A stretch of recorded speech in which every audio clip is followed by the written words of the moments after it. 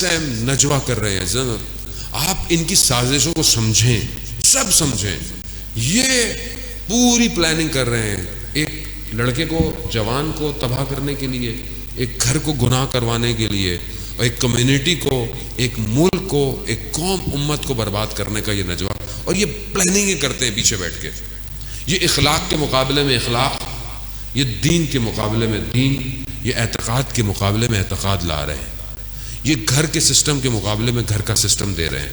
یہ جو آج ہمارے ٹی وی چینلوں پر بے حیائی, برائی, نامحرم تعلقات, یہ شیطان کا نجوا ہے. یاد رکھیے, یہ لا رہا ہے اسلامی گھر کے مقابلے میں شیطانی گھر. یہ نجوا کر رہا ہے. ہمیں سمجھ میں نہیں آ رہا ہمارے ساتھ ہو کیا رہا ہے, کیونکہ ہم لوگ تو نارمل ہیں, ہمیں ویسے بھی کوئی بتاتا تو بھی نہیں ہے کوئی ایسی چیزیں ہو.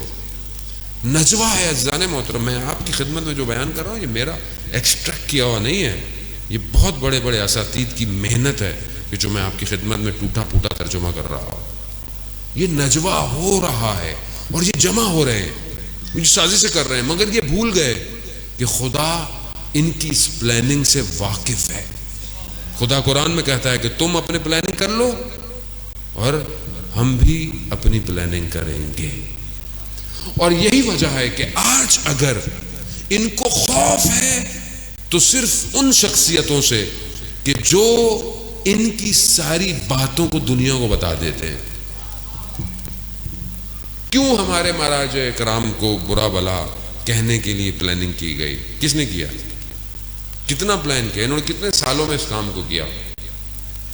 یہ انقلاب کے بعد اس نتیجے پہ پہنچے کہ یہ جو انقلاب تھا یہ نہ بلیک کا تھا نہ فرینچ تھا.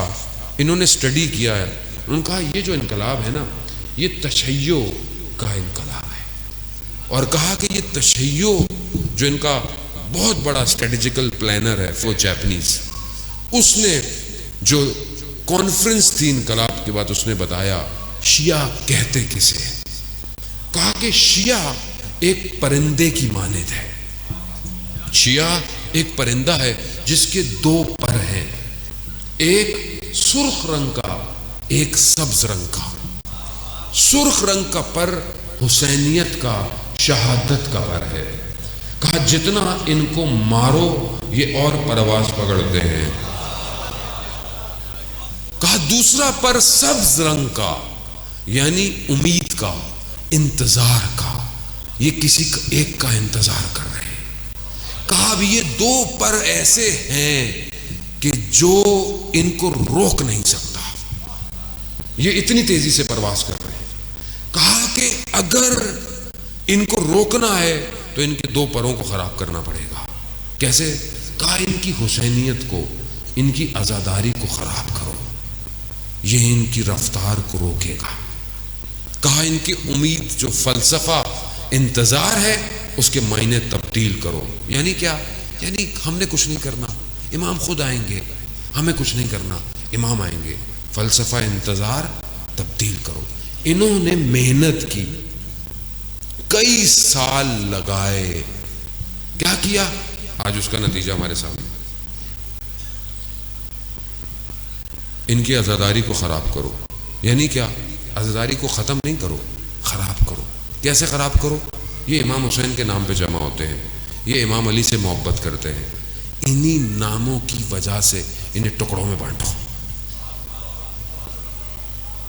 مشکل بات ہے, مجھے پتا ہے, اس کو ہضم کرنا اتنا آسان نہیں ہے, لیکن یہ حقیقت ہے.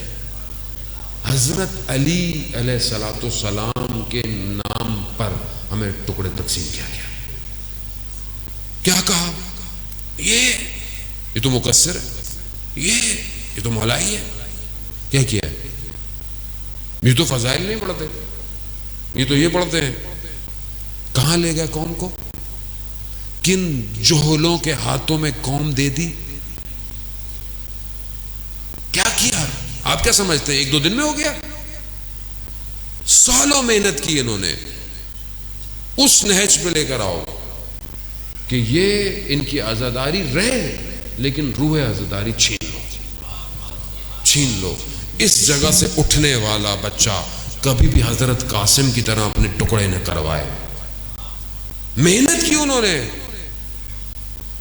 لیکن اس نے کہا کہ اس پروں کو جتنا بھی کاٹو کچھ کرو، اس پرندے نے ایک ذرہ پہنی ہوئی ہے کہ جب بھی اس کے پروں میں نقصان ہوتا ہے تو وہ ذرا پرندوں کو دوبارہ طاقت دیتی ہے. اور کہا یہ جو ذرا ہے تشیع کی، یہ مرجیت کا نظام ہے. مرجیت کا جب تک یہ نظام رہے گا ان کو کچھ نہیں کر سکتے. یہ ایک جملہ بولتے ہیں، ایک جملہ پوری عراقی قوم دیتی ہے. ایک جملہ، اللہم صلی علی محمد. جانے بات ہمیں تو کہا گیا یہ تو علماء کا ہے، یہ تو ادھر کا ہے، یہ تو عراق کا معاملہ ہے. نہیں، آپ سمجھ ہی نہیں رہے. آپ نے حسینیت کو سمجھا ہی نہیں. امام حسین علیہ السلام نظام لے کر آئے تھے کربلا، اور یزید کو آشکار کیا تھا کہ یہ نظام ہے. آج پوری دنیا مل کر اسی حسینیت کے نظام کے مقابلے میں آئی ہوئی ہے. انہیں کسی اور مسلک سے کوئی مسئلہ نہیں ہے، یاد رکھیے گا. کیوں؟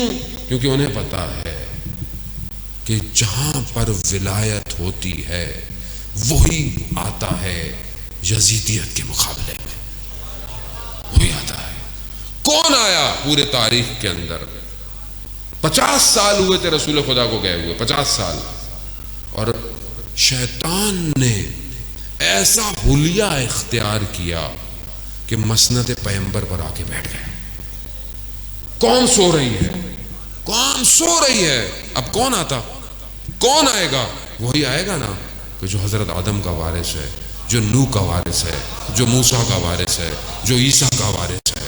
وہی کربلا آیا، اس نے بے نقاب کیا.